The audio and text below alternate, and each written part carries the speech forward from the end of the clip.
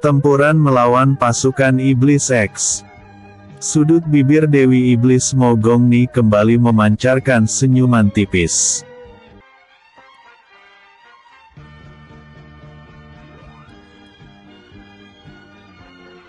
Fang Yuan. Pertempuran melawan pasukan Iblis X. Sudut bibir Dewi Iblis Mogongni kembali memancarkan senyuman tipis. Ternyata dugaanku benar, kamu. Oh, tidak. Apakah aku panggil Dewa Fang Yuan saja? Fang Yuan terkejut mendengarnya.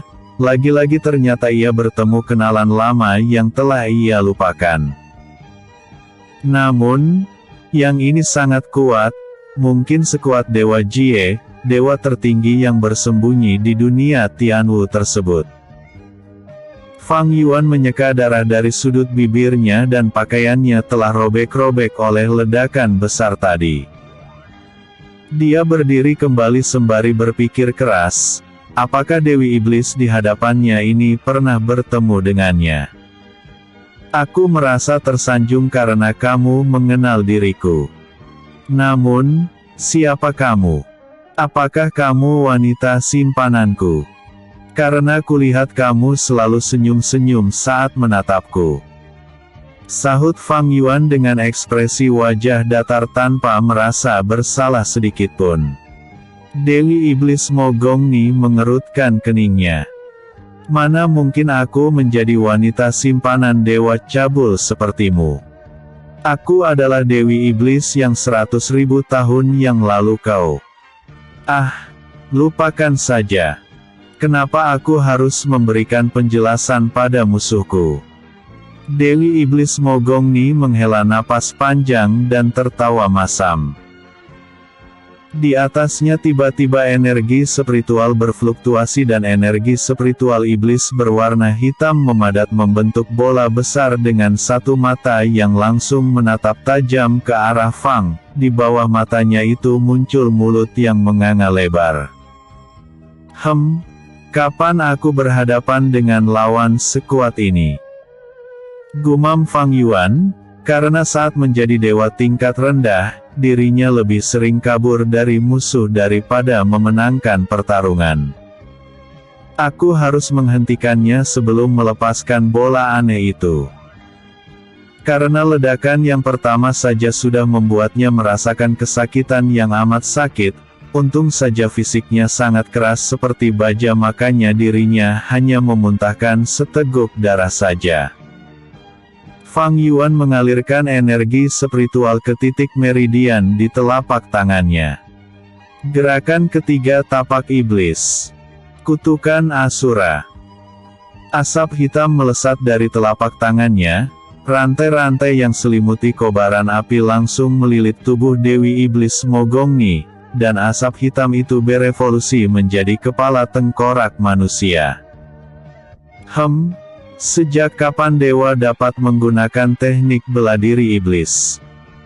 Dewi Iblis Mogongni terkejut dan berusaha melepaskan diri dari rantai-rantai yang melilitnya. Namun, lilitannya makin mengencang. Gadis baik.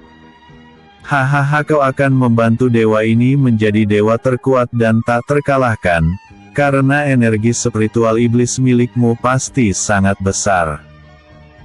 Bila aku menyerapnya, berapa tahun kultivasi energi spiritual yang akan kudapatkan? Ya. Fang Yuan menjulurkan lidahnya. 100.000 tahun, 120.000 tahun atau 150.000 tahun. Seringai tipis terpancar dari sudut bibirnya. Kau. Ekspresi wajah Dewi Iblis Mogongni menjadi masam dan mengaktifkan mata iblisnya. Ternyata kau bukan dewa. Siapa kau sebenarnya? Tanyanya penasaran. Kau tahu aku bukan dewa. Hebat sekali. Sahut Fang Yuan. Iya, karena kamu akan mati, maka tak ada salahnya sih memberitahu siapa aku sebenarnya daripada kamu mati penasaran. Canda Fang Yuan. Dewi Iblis Mogongni mengerutkan keningnya dan tetap mencoba sabar dari ejekan Fang Yuan karena ia penasaran siapa sosok di depannya ini sebenarnya, dan kenapa ia mirip dengan Dewa Fang Yuan. Aku adalah dewa yang telah dihukum mati oleh pengadilan surgawi dan setelah aku dihukum di neraka, aku menjalin kerjasama dengan Dewa Yama.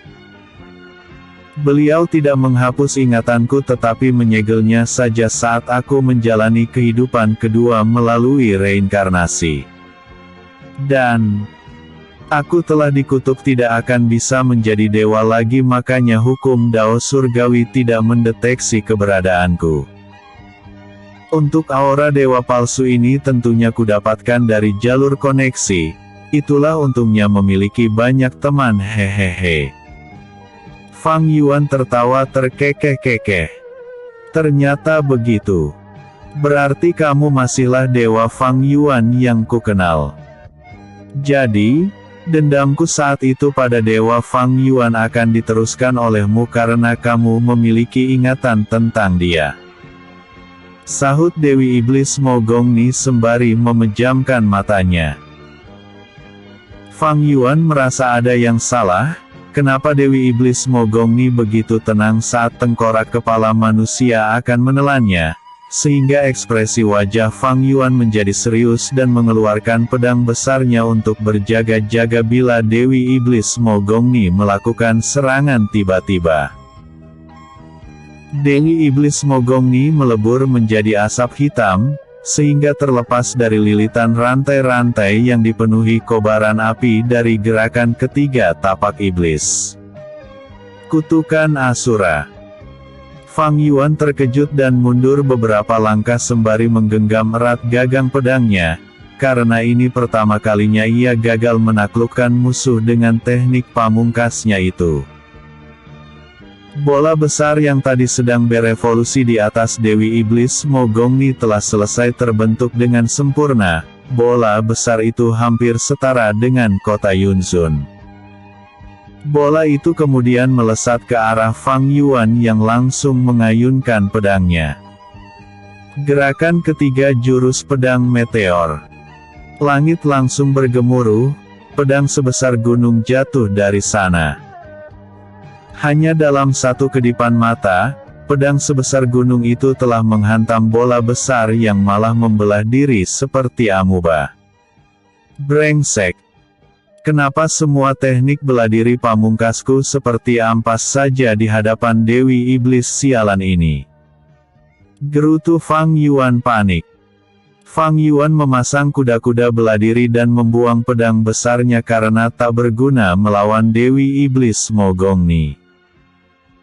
Energi spiritual mengalir dari dantiannya dalam jumlah besar yang setara dengan 1000 tahun berkultivasi menuju titik meridian di telapak tangannya. Gerakan kedua tapak iblis. Tarian kematian. Fang Yuan tampak seperti sedang melakukan tarian 1000 tangan atau teknik tapak Buddha yang sering digunakan oleh dewa sepuh ketika bertarung melawan dewa iblis. Namun, telapak tangan yang muncul dari gerakan kedua tapak iblis. Tarian kematian ini adalah siluet telapak tangan yang diselimuti kobaran api hitam seperti yang digunakan para iblis. Dalam sekejap ribuan telapak tangan besar mendorong bola besar yang melesat ke arahnya. Boom!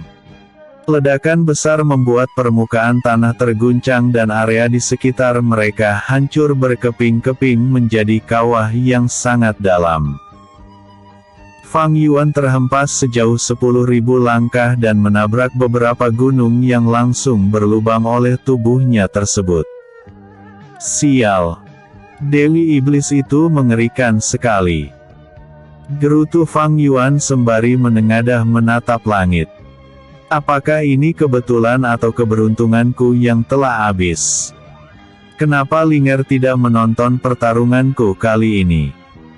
Keluhnya, karena Fang Ling saat ini menunggu ayahnya di kota Yunzun bersama pada dewa lainnya. Fang Yuan menyeka darah yang menyembur dari mulutnya, dan berdiri kembali. Namun, ia merasa tubuhnya terasa sangat sakit dan memutuskan melarikan diri ke arah timur. Urusan kita belum selesai, kamu mau kemana Dewa Fang? Dewa palsu Fang Yuan. Sudut bibir Dewi Iblis Mo Gongni memancarkan seringai tipis.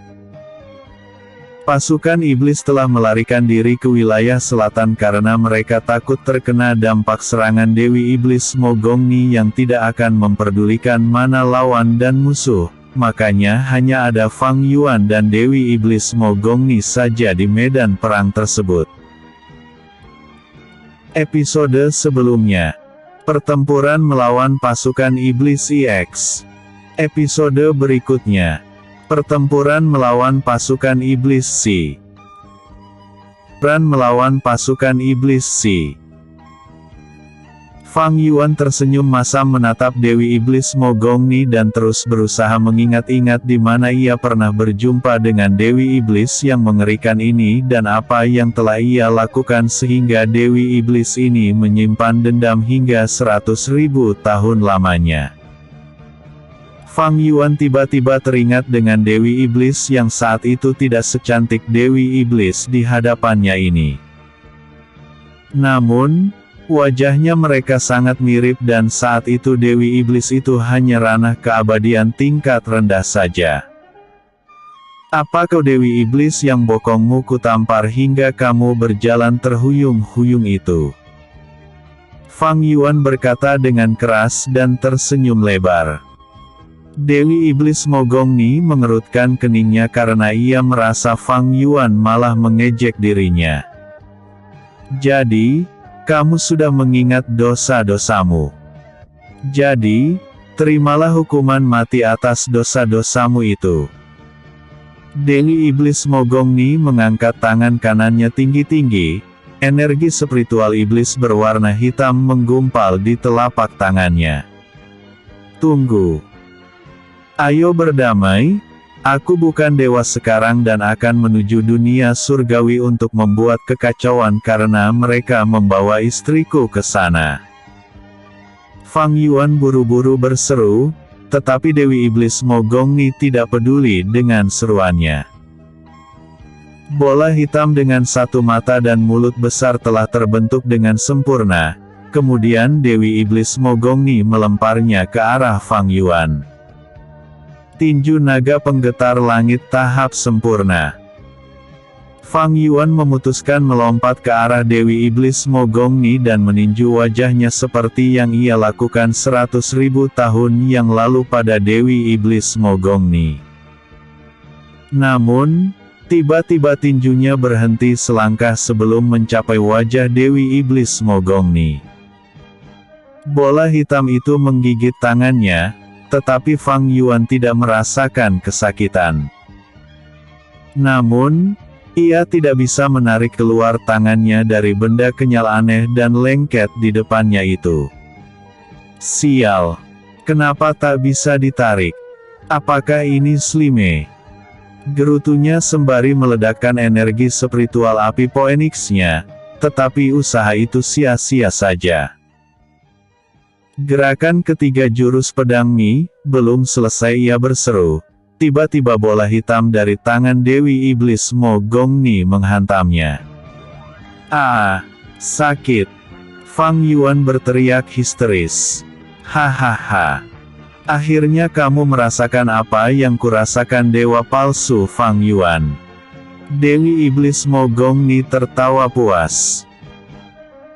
Dia menamparkan bokong Fang Yuan dengan keras sehingga Fang Yuan menjerit-jerit kesakitan. Bukan hanya bokongnya saja yang ditampar, wajahnya Fang Yuan juga dipukul dengan tongkat pengemis hingga membengkak dan dari hidungnya mengalir darah tak henti-hentinya. Ampuni aku Dewi Iblis.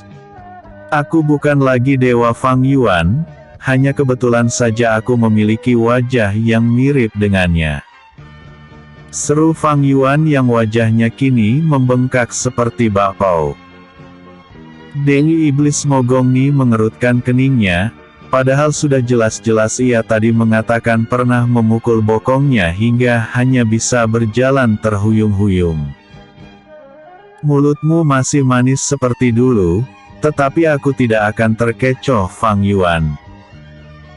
Dengan kekuatan seperti ini apa kau yakin dapat mengguncang surga? Aku rasa cukup satu dewa sepuh dari istana langit sudah cukup menghancurkanmu. Cibir Dewi Iblis Mogongni sembari menempelkan tangannya beberapa inci di bawah pusar Fang Yuan, tempat dantiannya berada. Energi spiritualmu lumayan besar untuk ukuran dewa palsu. Namun, bila dibandingkan dengan dewa perang Asura atau dewa iblis terkuat dan dewa-dewa sepuh di istana langit ini hanya seperti buih di tengah lautan saja. Ejeknya lagi. Fang Yuan terkejut mendengarnya, padahal ia mengira sudah sangat kuat setelah menyerap energi spiritual beberapa dewa iblis dan imbang melawan dewa Jiangxia, dewa yang paling terkenal di pengadilan surgawi. Namun, ternyata ia hanyalah seperti ayam jago di kerumunan harimau ganas, yang merasa hebat tetapi nyatanya sangat lemah. Dewi Iblis Mogongni berhenti mengejek Fang Yuan yang tampak tertegun dan tidak mengeluarkan sepatah kata pun. Fang Yuan memejamkan matanya. Maafkan Ayah Linger. Sepertinya ayah tidak bisa lagi membawamu bertemu ibumu. Semoga saja Dewi Luoyan membawamu ke istana teratai putih. Kamu pasti akan menjadi dewi yang hebat dan cantik di masa depan. Fang Yuan berkata pelan dan menghela napas dalam-dalam. Dia tak mencoba lagi meronta dan pasrah saja atas kematian yang akan segera merenggut nyawanya. Dia berpikir ini mungkin sudah karma baginya karena di kehidupan sebelumnya malah tidak mencerminkan sebagai dewa dan malah membuat musuh di mana-mana. Atau jangan-jangan kehidupan sebelum menjadi dewa tingkat rendah dirinya adalah penipu ulung di suatu dunia, makanya sifatnya sulit diubah walaupun telah menenggak air suci yang menghapus semua ingatan masa lalunya. Fang Yuan bingung, sudah beberapa tarikan napas berlalu kenapa ia belum merasakan serangan yang menyakitkan dari Dewi Iblis Mogongni. Apakah dirinya langsung mati dan berada di neraka lagi seperti dulu? Fang Yuan membuka matanya dan tercengang karena yang muncul di depan wajahnya adalah burung nasar atau burung pemakan bangkai. Burung nasar itu langsung mematuk hidung Fang Yuan, tetapi fisiknya terlalu keras sehingga Fang Yuan hanya menjerit kesakitan saja. Karena bagian itu berkali-kali dihantam oleh Dewi Iblis Mogongni dengan tongkat pengemis miliknya. Sialan kau burung bangkai! Umpat Fang Yuan menangkap leher burung itu, kemudian membakarnya dengan energi spiritual api Phoenix sehingga menjadi daging bakar. Enak juga burung bangkai sialan ini. Tapi kemana perginya iblis gila itu? Dia mengedarkan energi spiritualnya untuk mencari keberadaan Dewi Iblis Mogongni. Fang Yuan bernapas lega karena tidak merasakan keberadaannya, sehingga Fang Yuan berpikir Dewi Iblis Mogongni mengampuninya karena dulu ia juga mengampuni Dewi Iblis itu. Ini ibaratkan setelah melakukan balas dendam dia langsung membayar hutang budinya, yang berarti bila mereka bertemu lagi maka salah satu di antara mereka akan mati. Kalau begini sepertinya aku harus menjadi murid tanah suci istana surgawi. Istana abadi karena energi spiritual di tempat itu sangat murni dan melimpah. Sehingga aku bisa membanjiri energi spiritual pada dantianku agar tidak seperti buih saja. Gumam Fang Yuan membuat keputusan baru, karena sebelumnya dia hanya ingin berpura-pura menerima tawaran Dewa Luo Feng yang mengajaknya bergabung dengan Istana Abadi agar mendapatkan informasi tentang keberadaan Xiao Yue. Sinar terang tiba-tiba muncul di depan Fang Yuan dan Fang Ling segera memeluknya. "Ayah, ternyata kau masih hidup. Aku telah mencari-cari keberadaanmu dari tadi." Dia langsung menangis terseduh-seduh. Dewi Li Qiling yang ikut mencari keberadaan Fang Yuan langsung bernapas lega. Namun, ia memperhatikan sekitarnya dan tidak melihat mayat Dewi Iblis Mogongni. "Aku berpura-pura mati, mereka telah mundur ke wilayah selatan. Mungkin gara-gara wilayah tengah hancur sehingga mereka tidak tertarik lagi dengan wilayah ini." Fang Yuan berbohong kalau dirinya diampuni oleh Dewi Iblis Mogongni. "Hahaha. Ternyata Dewa Kipas masih sama seperti dulu, kamu sangat licik." Fang Ling tertawa sambil menangis. Dewi Li Qiling ikut tertawa dan tidak menyadari kalau Fang Ling memanggil Fang Yuan sebagai ayahnya saat pertama kali menemukan tubuhnya yang tergeletak di permukaan tanah. Episode sebelumnya, pertempuran melawan pasukan Iblis X. Episode berikutnya, keputusan Fang Yuan. Keputusan Fang Yuan. 100 hari kemudian, seluruh wilayah tengah telah dipasang arai bendera surgawi dan tidak ada serangan dari pejuang Asura maupun pasukan iblis. Dunia abis seperti mengalami gencatan senjata, sehingga memasuki periode aman walaupun perang di dunia surgawi tetap berlangsung sengit. Fang Yuan mengunjungi beberapa bekas kota yang telah hancur di wilayah tengah dan menyerap energi spiritual iblis yang mencemari kota itu, karena pagoda surgawi di sana telah hancur akibat perang. Lumayanlah. Selanjutnya kota mana ya? Fang Yuan membuka gulungan peta wilayah tengah dan memperhatikan kota yang dekat dengannya. Kota ini adalah tempat Dewa Xuan Ji meledakkan diri. Gumamnya memutuskan pergi ke sana. "Jangan tidur terus Linger. Ayo pergi," seru Fang Yuan pada putrinya itu yang tergeletak di atas bekas puing bangunan. "Kita kemana lagi?" Dengan malas Fang Ling terpaksa melangkahkan kaki karena merasa bosan dengan kegiatan ayahnya itu yang hanya sibuk berkultivasi, sementara portal dimensi menuju dunia surgawi tak kunjung selesai diperbaiki. Tentu saja ayah perlu menyerap energi spiritual sebanyak-banyaknya agar ayah tidak perlu berpura-pura mati lagi bila bertemu musuh yang sangat kuat. Sahut Fang Yuan langsung membungkus Fang Ling dengan energi spiritual dan ia pun melesat dengan kecepatan tinggi menuju kota tujuannya tersebut. "Apa yang kita lakukan Dewi Iblis Mogongni? Sudah 100 hari kita berkumpul di istana iblis ini dan tidak melakukan apapun sehingga pasukan kita mulai mempertanyakan apakah kita akan berperang lagi atau tidak." Salah satu dewa iblis tingkat menengah memberanikan diri menghadap Dewi Iblis Mogongni yang selalu memejamkan mata duduk di singgasana istana iblis. Dewi Iblis Mogongni membuka matanya dan menatap dewa iblis tingkat menengah yang langsung menundukkan wajahnya itu.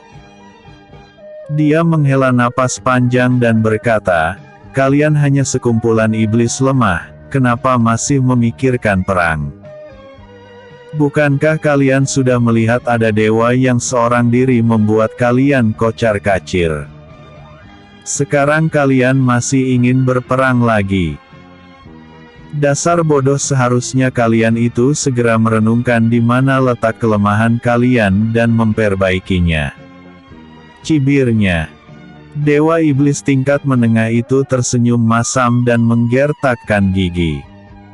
"Terima kasih Dewi Iblis Mogongni telah menasihati kami," sahutnya sembari menangkupkan tinju untuk menunjukkan rasa hormat tanpa melihat wajahnya, karena ia takut dengan tatapan mata Dewi Iblis Mogongni yang menakutkan tersebut. Ruangan itu menjadi kosong dan hening, pasukan iblis yang berada di halaman istana iblis pun membubarkan diri. Beberapa dewa iblis tingkat menengah menggunakan altar di istana iblis menuju tanah suci istana surgawi. Tanah terlarang karena mereka merupakan murid-murid dari sana. Sebuah gulungan kertas tiba-tiba muncul di altar dan gulungan itu memiliki cap darah dari dewa iblis terkuat, sehingga Dewi Iblis Mogongni terpaksa kembali ke dunia surgawi untuk bergabung dalam perang melawan pasukan dewa. Fang Yuan masih teringat saat kekuatannya yang tidak berefek pada Dewi Iblis Mogongni. Dia yakin Dewi Iblis itu mungkin memiliki energi spiritual yang sangat besar. Kalau dilihat secara sekilas seharusnya Fang Yuan memenangkan pertarungan itu karena ia memiliki banyak seni bela diri, apalagi di masa lalu ia mengalahkan Dewi Iblis Mogongni dengan tinju naga penggetar langit. Teori kausalitas atau sebab akibatlah yang menjadi penentu pemenang pertarungan itu, di mana sebabnya Fang Yuan memiliki lebih sedikit energi spiritual dan mengakibatkan energi spiritualnya langsung dilumpuhkan oleh energi spiritual yang lebih kuat.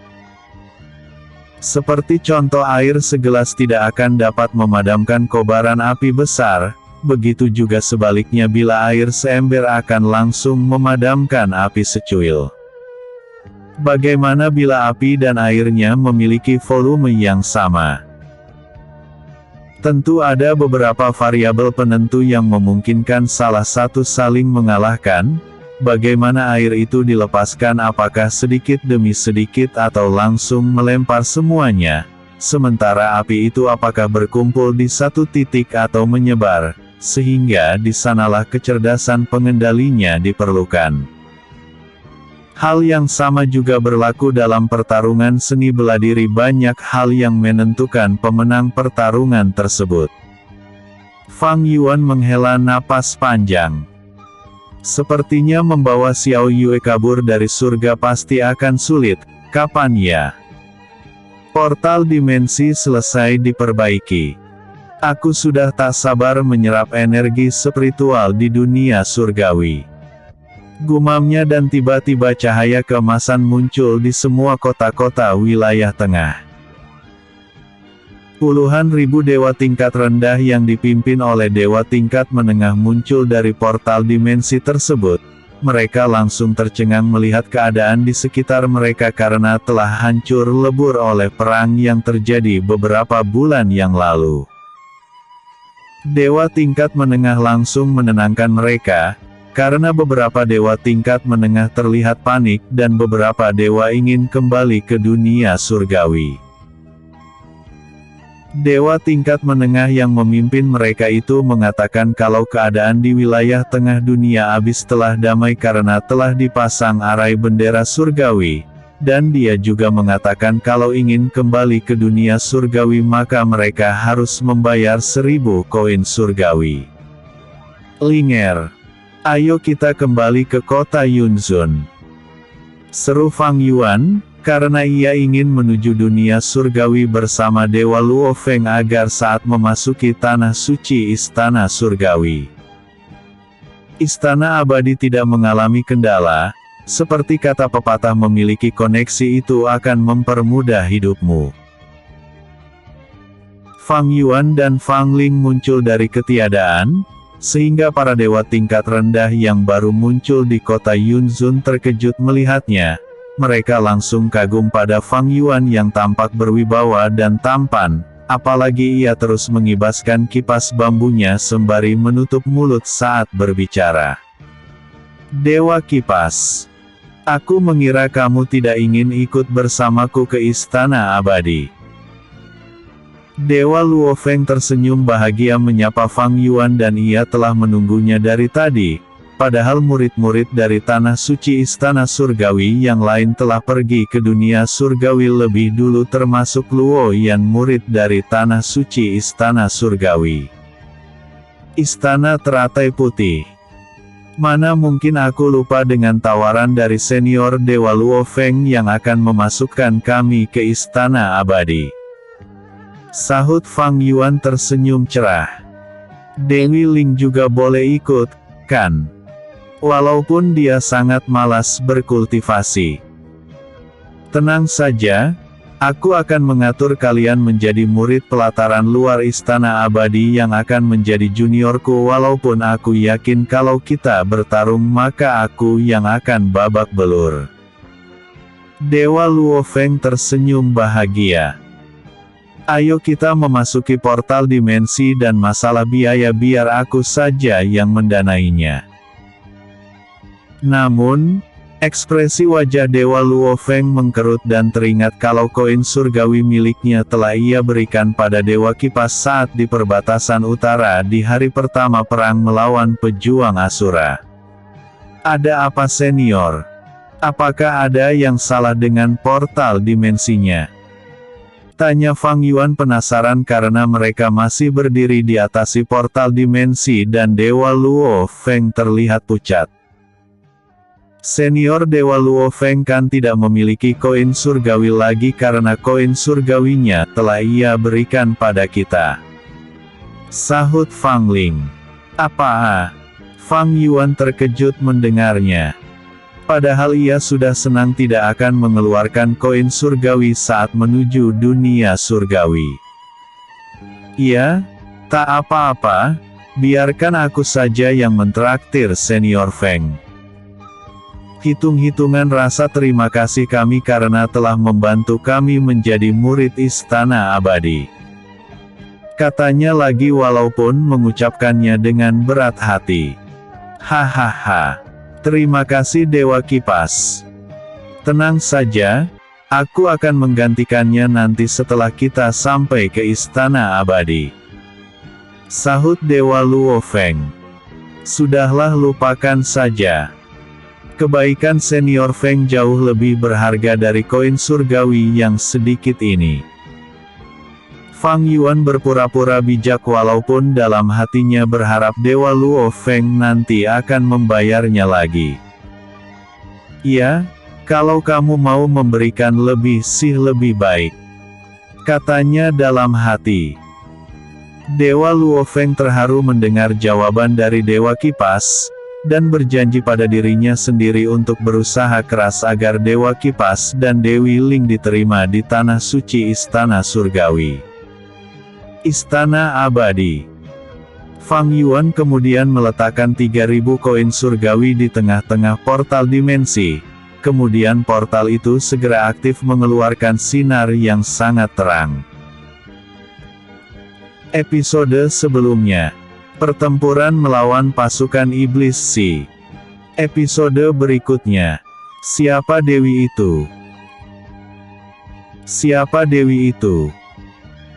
Sebelum membaca bab ini, baca dulu ke bab 535 karena lanjutan bab 563 bersambung ke sana. Setelah bab keputusan Fang Yuan berlanjut ke bab 535, Dunia Surgawi.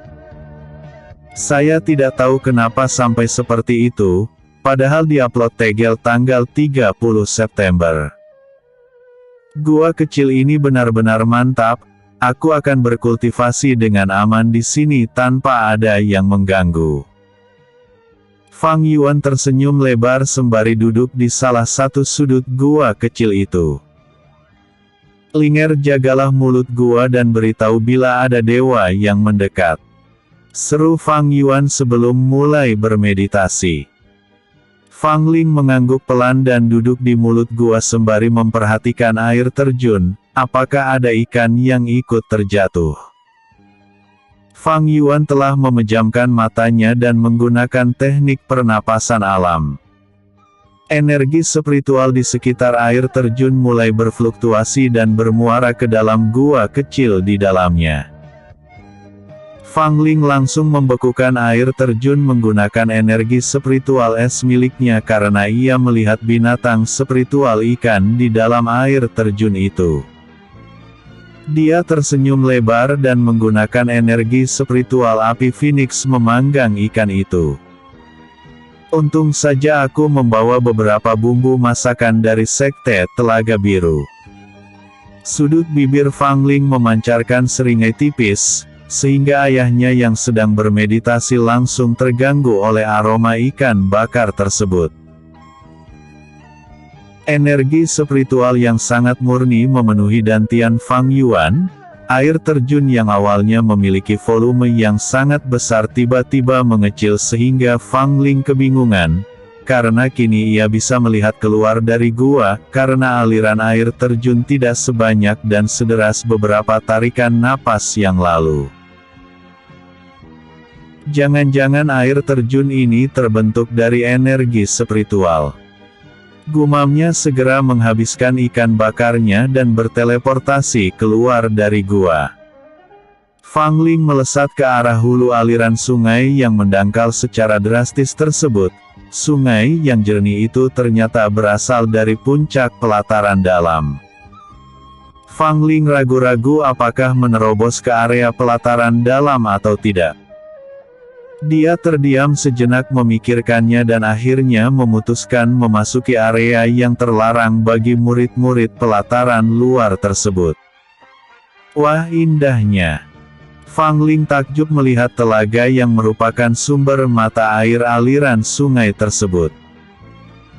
Namun, ia langsung tiarap di atas permukaan rumput saat melihat Dewi yang sangat cantik keluar dari dalam telaga itu.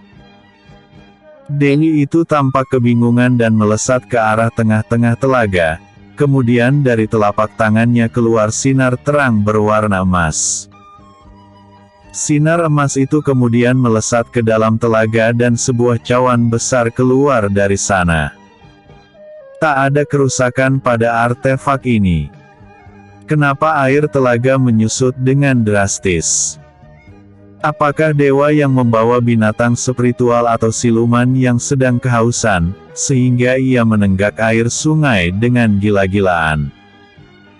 Namun, artefak ini biasanya dapat menstabilkan air yang keluar dari tanah suci Istana Surgawi. Istana abadi, sehingga aliran sungai dan telaga selalu tetap sehingga tak pernah kebanjiran serta mengering. Katanya dengan suara pelan tetapi Fang Ling masih bisa mendengarnya. Fang Ling menahan napas agar keberadaannya tidak disadari oleh Dewi tertinggi yang cantik itu. Melihat basis kultivasinya yang tinggi kemungkinan besar dia adalah guru yang melatih para dewa tingkat menengah atau murid pelataran dalam. Dewi itu berbalik badan dan matanya tertuju pada Fang Ling yang tiarap di rerumputan. Sehingga Dewi itu mengerutkan keningnya. Kenapa murid pelataran luar menerobos kemari? Apakah kamu yang menyebabkan penyusutan air telaga ini? Tanya Dewi itu. Fang Ling menutup telinganya dan berkata, tidak dengar. Tidak dengar. Ah, aku lupa memberikan makan kucing orenku. Fang Ling langsung memudar menjadi ketiadaan sehingga Dewi itu tercengang.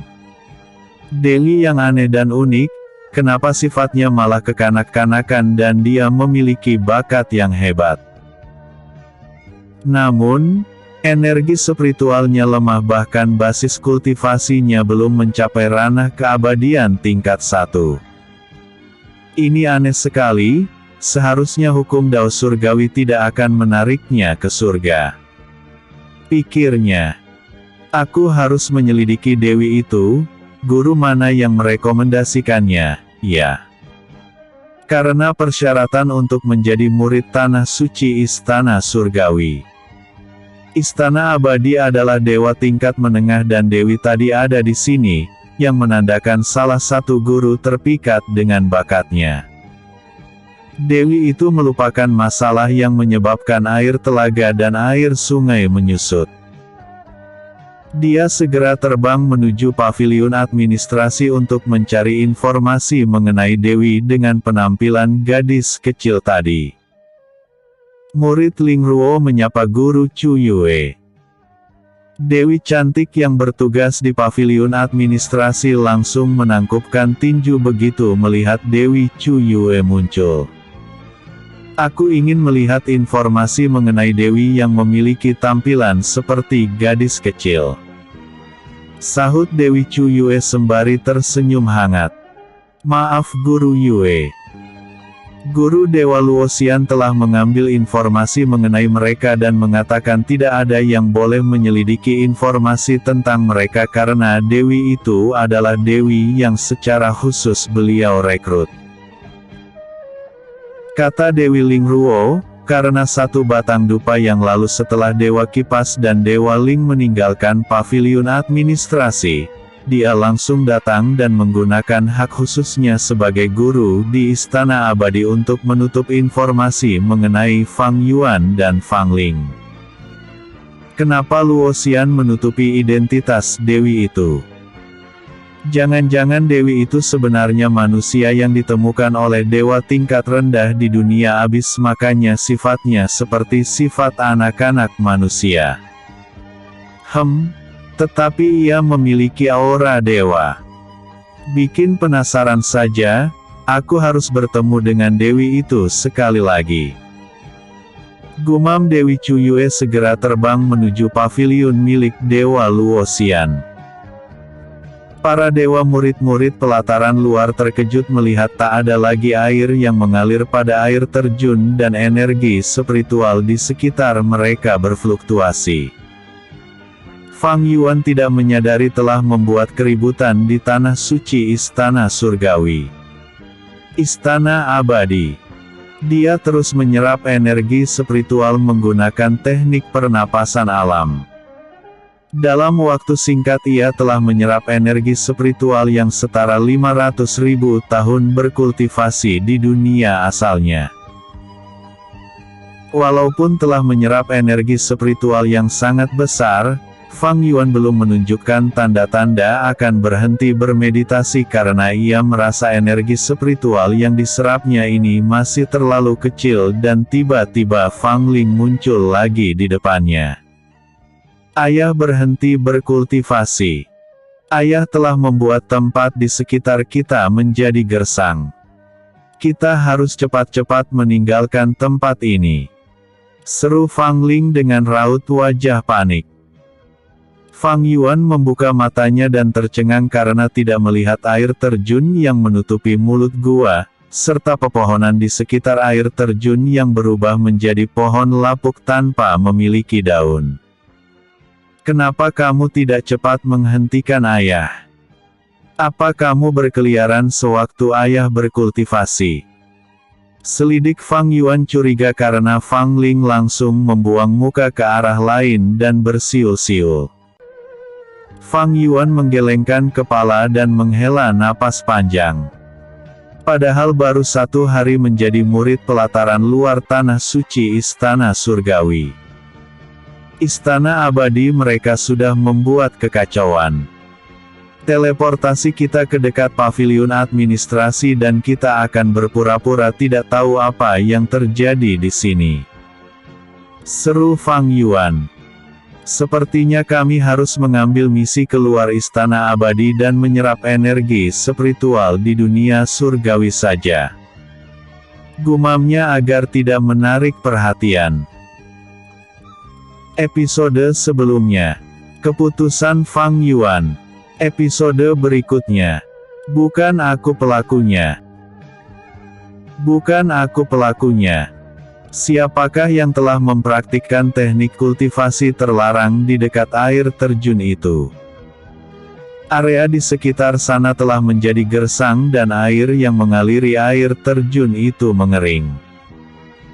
Jangan-jangan ada asura atau dewa iblis yang menyusup ke Istana Abadi ini.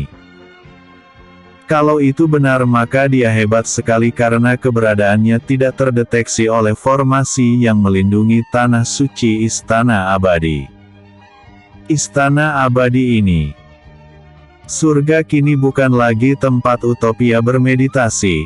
Mungkinkah kita akan kembali ke masa kehancuran? Para dewa tingkat menengah yang menjadi murid pelataran luar tanah suci Istana Surgawi.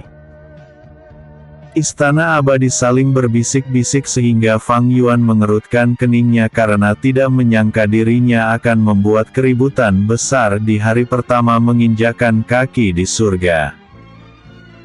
Lihat kedua dewa ini, mereka sangat mencurigakan karena tiba-tiba ada di sebelah kita dan Dewi di sampingnya malah memiliki basis kultivasi rendah. Mungkinkah kalian penyusup itu? Salah satu dewa menuduh Fang Yuan dan Fang Ling. Wajah Fang Yuan menjadi masam dan segera mengeluarkan plakat murid pelataran luar tanah suci Istana Surgawi. Istana Abadi. Lihat ini, kami ini murid baru yang direkomendasikan guru Dewa Luoxian. Fang Yuan menempelkan plakat itu di wajah dewa yang menuduhnya sebagai penyusup. Maaf saudara. Wajar kami mencurigai kalian karena kedatangan kalian tepat saat kejadian aneh telah terjadi di Istana Abadi. Dewa itu menangkupkan tinju sembari menundukkan sedikit wajahnya untuk meminta maaf. Fang Yuan mengibaskan kipas bambunya dan berkata, "Tentu saja aku memaafkan senior, karena junior ini adalah dewa yang baik hati." Fang Yuan tertawa sembari berjalan menjauh dari kerumunan dewa murid pelataran luar itu dan langsung menuju paviliun administrasi. Apa yang membuat Dewi Ciyue menghampiri dewa tua dan lemah ini? Dewa Luoxian langsung menyapa Dewi Ciyue tanpa melihatnya karena ia sedang sibuk melukis pemandangan air terjun yang area sekitarnya tampak gersang. Dewi Ciyue segera duduk di salah satu kursi sembari tersenyum dan menatap lukisan yang dilukis Dewa Luoxian. Dari mana senior Luo menemukan gadis kecil itu? Aku penasaran dengannya, boleh kami bertemu? Sahutnya. Namun, Dewa Luoxian malah memejamkan mata dan energi spiritual berfluktuasi di sekitarnya, sesaat kemudian kuas di tangannya bersinar terang.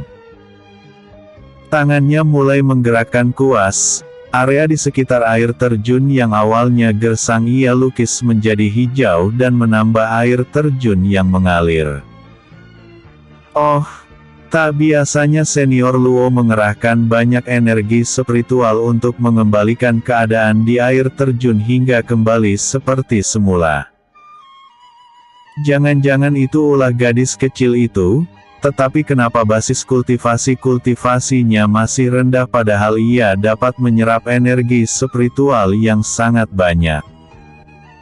Apakah dantiannya mengalami kecacatan? Makanya ia terlihat lemah padahal bakatnya sangat hebat. Dewi Ciyue berspekulasi karena seharusnya yang melakukan itu adalah paviliun administrasi setelah pengadilan surgawi melakukan investigasi siapa pelakunya. Dewa Luoxian membuka matanya dan menarik napas dalam-dalam. Pengadilan surgawi kini sibuk berperang melawan tanah suci Istana Surgawi. Tanah terlarang. Aku hanya meringankan beban mereka saja. Dewi Ciyue langsung tersenyum sinis karena berkilahnya Dewa Luoxian terlalu terlihat jelas sekali. Kalau ia membantu pengadilan surgawi seharusnya ia berpura-pura menyelidiki apa penyebab air terjun tiba-tiba berhenti mengalir dan area di sekitarnya menjadi tandus, bukan hanya berdiam diri di pavilionnya dan segera melakukan pemulihan padahal belum ada yang memulai penyelidikan siapa pelakunya. Jadi, kemana gadis kecil itu?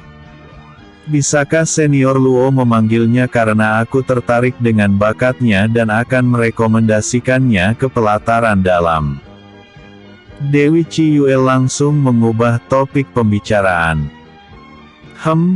Mana ku tahu, aku saja belum pernah bertemu dengannya. Sahut Dewa Luoxian tertawa sehingga Dewi Ciyue mengerutkan keningnya. Tapi senior Luo yang merekomendasikannya. Oh, mengenai itu.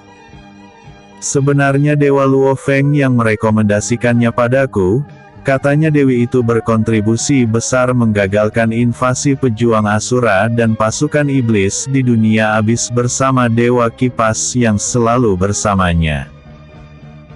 Kalau kamu ingin merekrutnya, lupakan saja karena dia selalu berada di sisi Dewa Kipas itu, karena mereka seperti kuas dan kertas ini.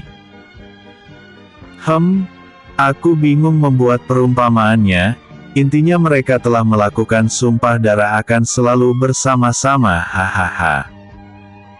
Senior Luo terlalu bertele-tele, katakan saja kalau mau merekrutnya maka rekrut juga temannya itu. Sahut Dewi Ciyue dengan raut wajah masam karena gagal bertemu dengan Fang Ling. Dewi Lingruo dengan senyum hangat menyambut kedatangan Fang Yuan dan Fang Ling di paviliun administrasi. Dia penasaran apa yang membuat mereka datang ke paviliun administrasi padahal beberapa batang dupa yang lalu mereka baru saja meninggalkan tempat itu. Adakah yang bisa kubantu Dewi Kipas dan Dewi Ling? Tanya Dewi Lingruo sembari menangkupkan tinju untuk menunjukkan rasa hormat. Saat aku berkultivasi aku menyadari kalau pil surgawiku tak ada, begitu juga dengan koin surgawiku, hahaha. Nah, sekarang kami ingin menjalankan misi. Apakah ada misi yang bisa kami lakukan saat ini? Sahut Fang Yuan dengan senyum cerah. Sedangkan Fang Ling menatap Dewi Lingruo dengan ekspresi wajah datar dan terlihat seperti anak-anak yang sedang murung karena dimarahi oleh orang tuanya. Tentu saja ada. Sahut Dewi Lingruo sembari menjentikkan jari tangannya dan di depannya muncul panel virtual yang menunjukkan misi dari Istana Abadi serta jumlah hadiahnya. Pilihlah salah satu dan aku akan menjelaskan informasi mengenai misi itu. Kalau kalian merasa terlalu sulit bisa langsung diganti dengan misi yang lain. Katanya lagi. Fang Yuan memperhatikan misi-misi di panel virtual itu dengan seksama.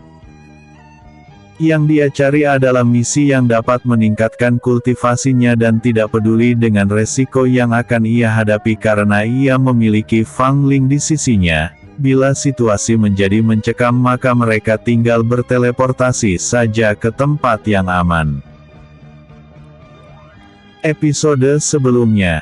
Siapa Dewi itu? Episode berikutnya. Menempa senjata. Yuan menempa senjata. Pilihan Fang Yuan jatuh pada misi mengawal tahanan Dewa Iblis dan pejuang Asura yang tertangkap saat peperangan merebut tanah suci Istana Surgawi. Istana terlarang dan membawa mereka menuju gerbang neraka.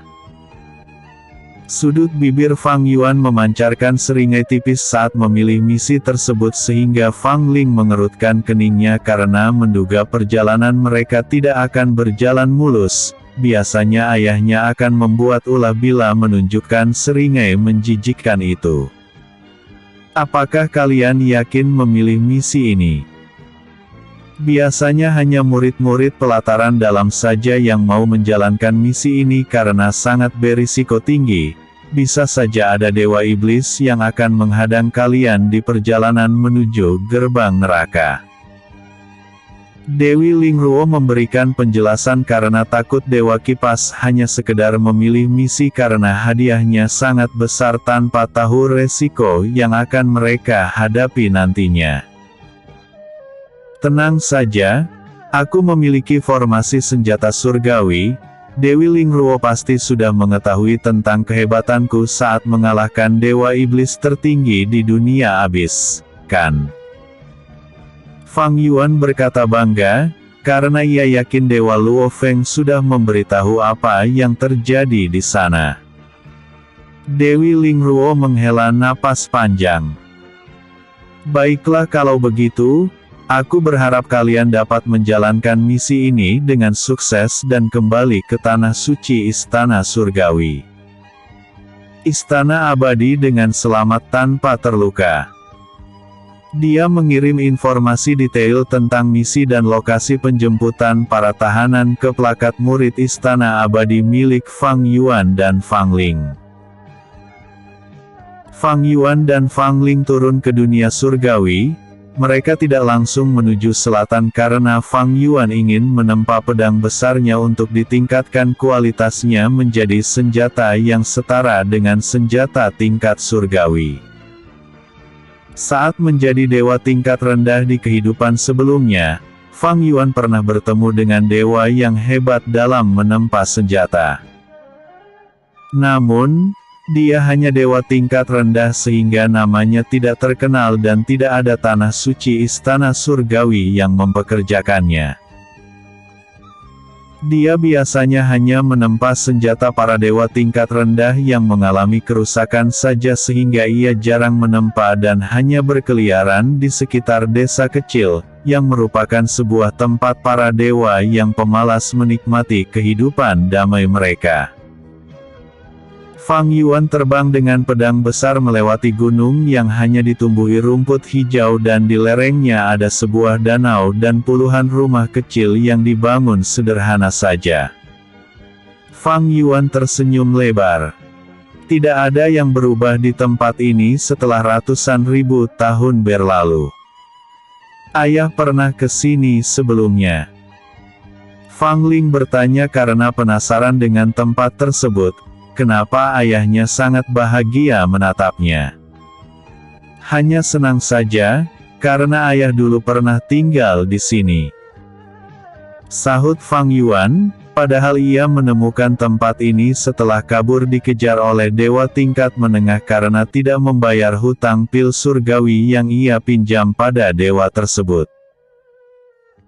Saat dewa itu datang untuk menagih hutang, maka Fang Yuan akan berkilah dan mengatakan akan mengerjakan misi berhadiah tinggi, kemudian menambah lagi hutangnya hingga dewa itu akhirnya menyadari kalau dirinya telah ditipu oleh Fang Yuan.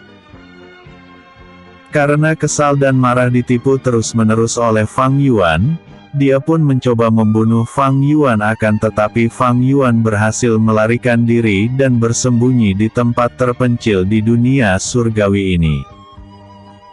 Fang Yuan tersenyum mengingat kehidupan masa lalunya itu dan yakin dewa itu mungkin telah menjadi dewa tertinggi kalau ia tidak tewas saat menjalankan misi. Fang Yuan pun terbang menuju desa kecil itu dan di sana sangat lengang karena para dewa tingkat rendah penghuninya hanya rebahan di dalam rumah mereka. Fang Yuan langsung terbang menuju rumah yang dekat dengan danau dan mendengar suara besi yang dihantam palu, yang menandakan ada dewa yang menempa senjata di dalam rumah itu.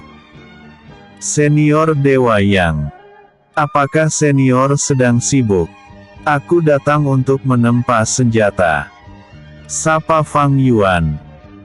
Dewa bertubuh kekar yang tingginya 2 kali dari tinggi tubuh Fang Yuan membukakan pintu.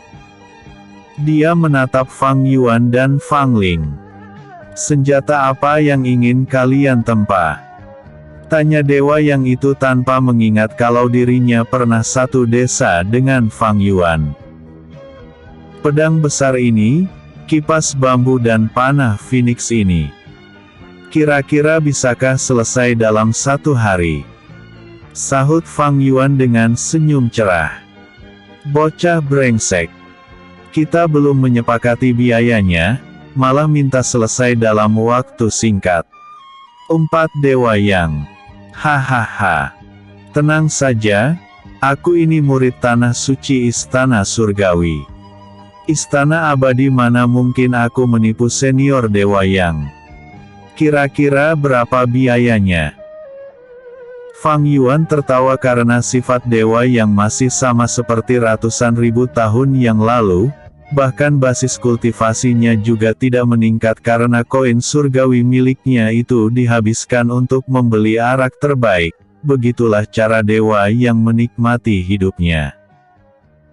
3.000 koin surgawi saja karena kamu sepertinya mengenal baik diriku yang berarti kamu adalah pelanggan lamaku. Sahut dewa yang sembari menjentikkan jari tangannya. sehingga ketiga senjata milik Fang Yuan itu melayang dan melesat ke arahnya.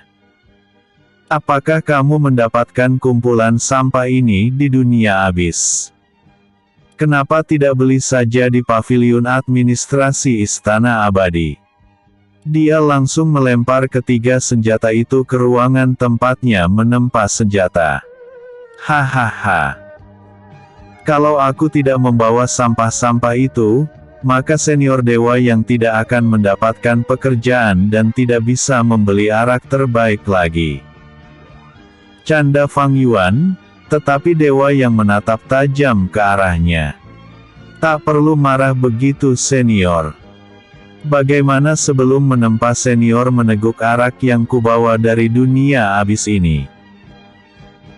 Ini adalah arak yang dibuat oleh Asura. Aku tidak tahu apakah rasanya mantap atau tidak karena aku adalah penikmat teh hijau agar nanti memiliki kebiasaan yang sama dengan para dewa sepuh di Istana Langit. Hahaha. Dewa yang langsung menenggak arak yang diberikan Fang Yuan langsung dari wadahnya. Kenapa bualanmu itu terasa familiar? Iya. Fang Yuan tertawa lagi karena sudah pasti hanya dirinya lah dewa yang sering membual saat menjadi dewa di kehidupan sebelumnya. Episode sebelumnya. Bukan aku pelakunya. Episode berikutnya. Binatang spiritual belut listrik. Binatang spiritual belut listrik. Kau bilang ini arak. Rasanya seperti air danau saja. Gerutu dewa yang sembari berjalan ke arah ruangan tempatnya menempa senjata. Cih, padahal senior dewa yang menenggaknya hingga habis. Sahut Fang Yuan sembari berjalan keluar dari rumah Dewa Yang, sedangkan Fang Ling mengikuti Dewa Yang ke ruangan tempatnya menempa senjata karena penasaran proses peningkatan senjata tingkat tinggi itu menjadi senjata tingkat surgawi. Fang Yuan berjalan di atas permukaan danau. Setelah tiba di tengah-tengah danau itu ia langsung menyelam hingga ke dasarnya dan duduk bersila melakukan kultivasi. Energi spiritual yang terkandung di dalam danau itu diserap oleh Fang Yuan dengan teknik pernapasan alam, sehingga air danau itu berubah menjadi air biasa yang tidak mengandung energi spiritual.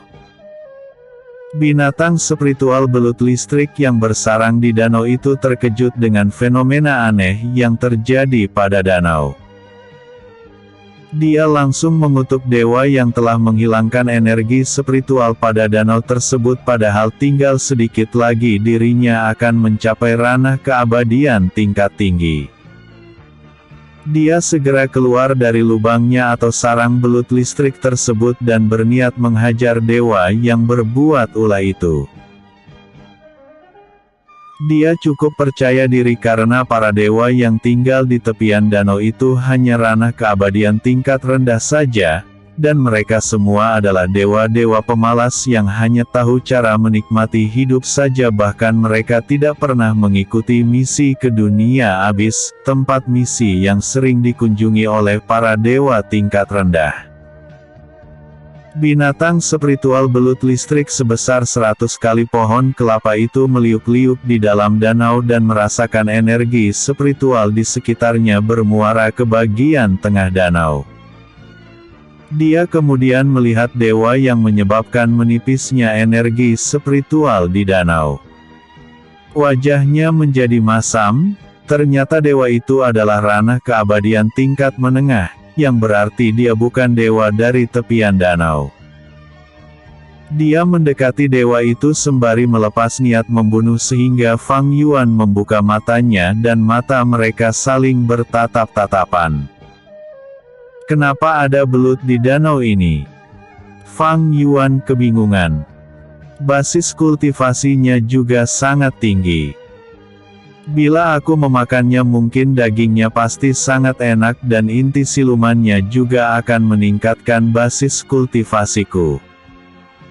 Seringai tipis terpancar dari sudut bibir Fang Yuan.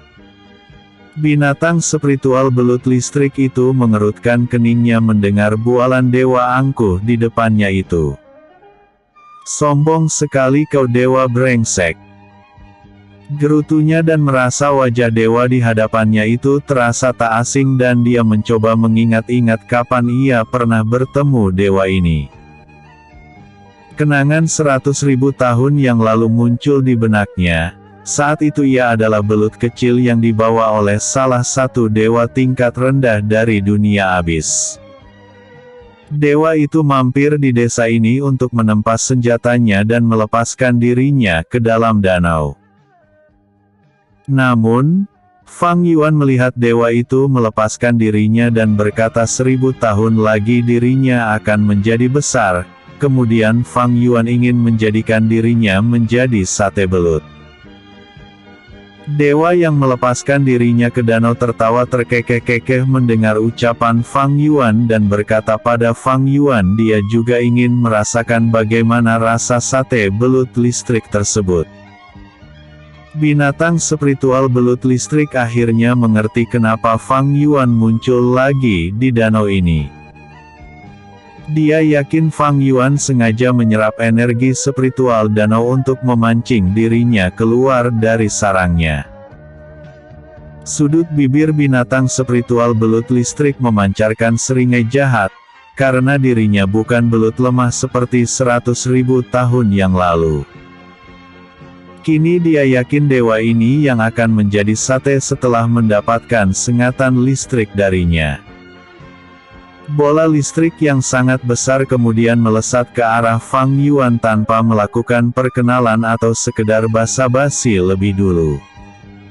"Oh, belut listrik yang galak sekali."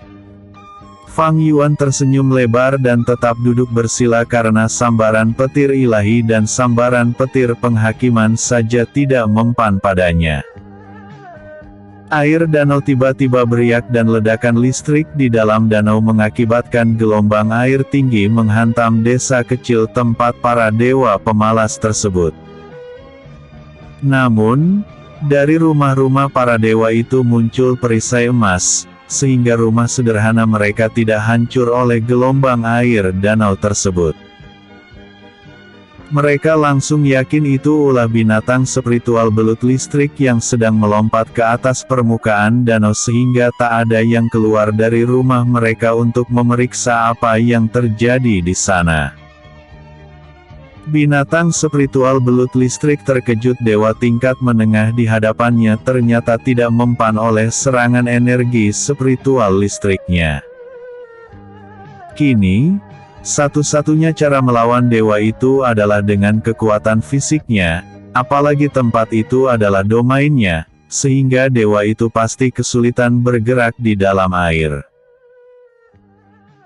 Dia meliuk-liuk mengelilingi Fang Yuan yang masih duduk bersila memperhatikannya, sehingga ia bingung kenapa dewa itu tidak kabur ke permukaan danau dan ia menebak-nebak kalau dewa itu mungkin memiliki energi spiritual air makanya dewa itu tetap tenang, karena air juga adalah domainnya. Walaupun berpikir demikian, binatang spiritual belut listrik segera melilit tubuh Fang Yuan dan tersenyum lebar karena dewa itu ternyata sangat lemah bahkan tidak menyadari dirinya telah terlilit dengan keras olehnya. Dia yakin tubuh dewa itu akan remuk oleh lilitannya dan untuk memastikan dewa itu benar-benar mati, dia menunggu hingga satu batang dupa tetap melilitnya. Selama satu batang dupa itu tubuh Fang Yuan tidak bergerak sama sekali dan binatang spiritual belut listrik yakin dewa itu telah mati, sehingga ia melonggarkan lilitannya. Namun, ia tercengang karena dewa itu malah menyeringai jahat menatapnya. Episode sebelumnya, menempa senjata. Episode berikutnya, misi pengawalan. Misi pengawalan. Hei belut nakal. Beraninya kau membuat tubuh dewa nan tampan ini dipenuhi lendirmu yang menjijikkan ini. ejek Fang Yuan sembari meninju rahang binatang spiritual belut listrik yang langsung terhempas ke permukaan danau.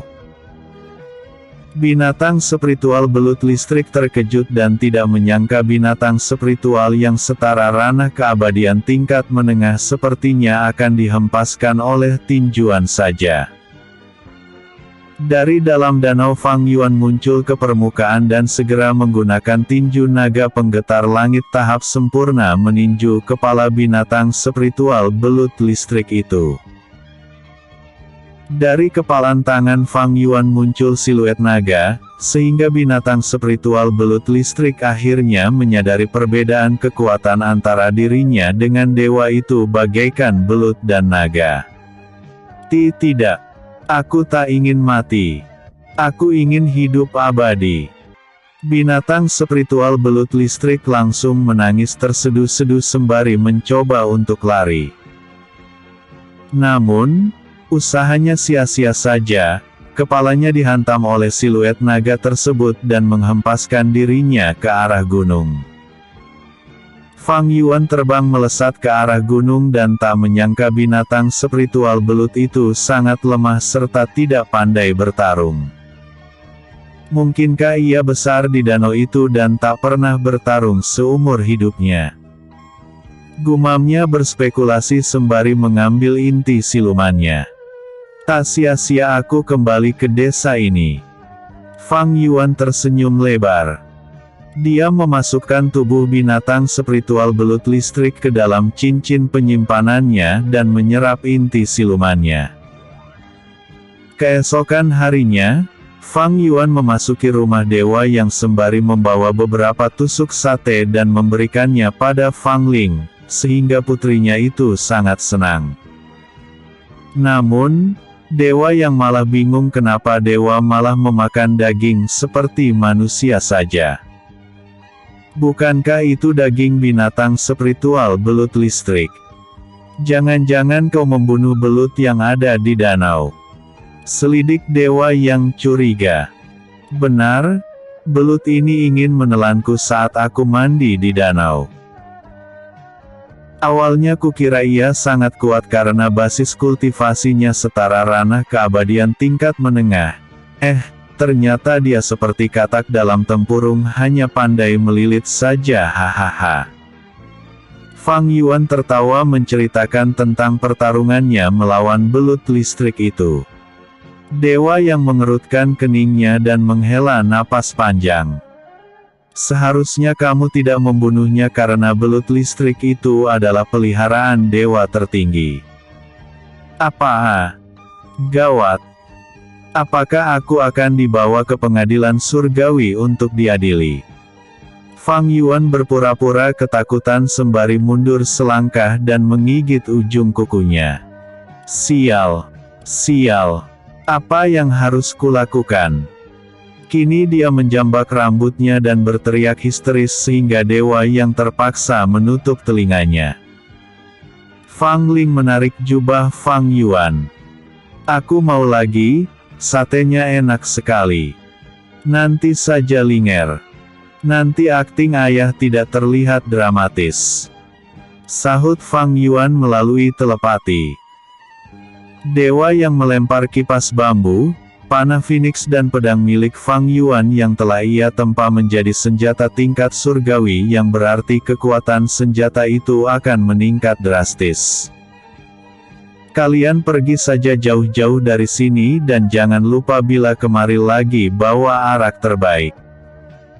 Jangan bawa air danau lagi. Seru Dewa Yang. Masalah binatang spiritual belut listrik itu aku akan mengatakan pada dewa tertinggi itu kalau belut listriknya telah kabur dari danau. Katanya lagi yang membuat Fang Yuan bernapas lega karena dirinya tidak ingin bermasalah dengan dewa lain. Makasih senior Dewa Yang. Sahutnya. Kalau begitu kami akan pulang ke tanah suci Istana Surgawi. Istana Abadi. Ya, sudah pergi sana. Dewa yang melambaikan tangannya. Tunggu dulu.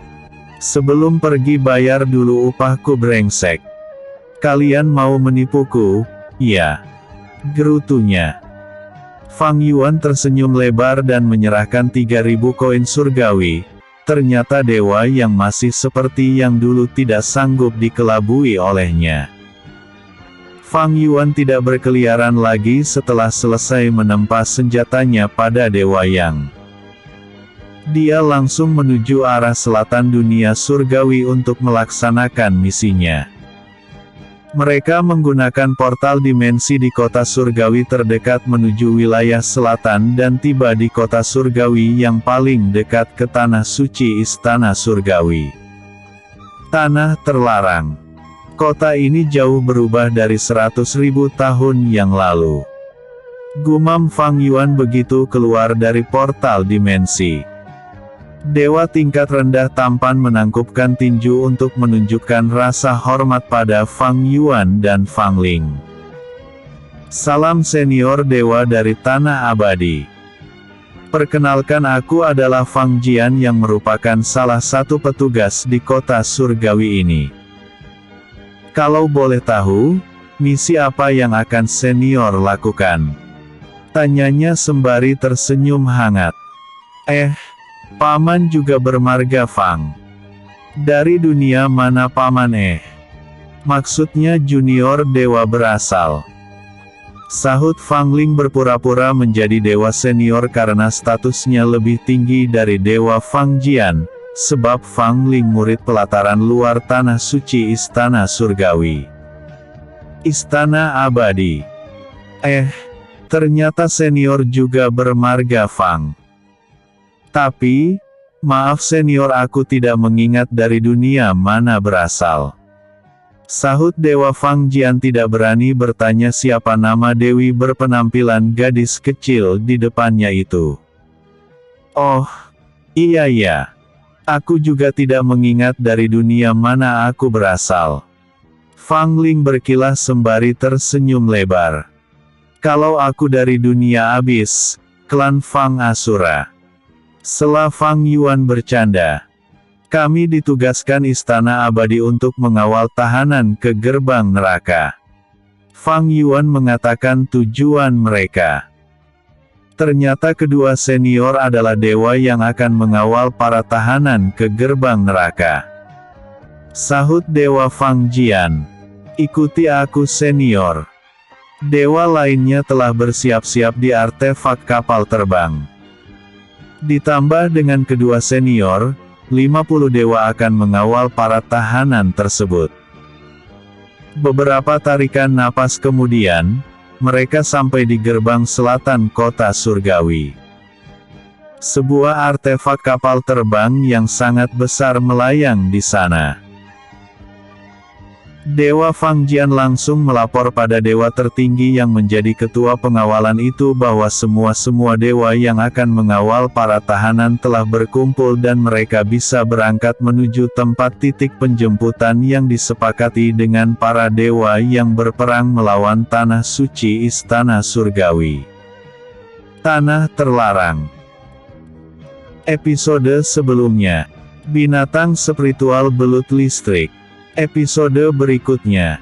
Misi pengawalan 2.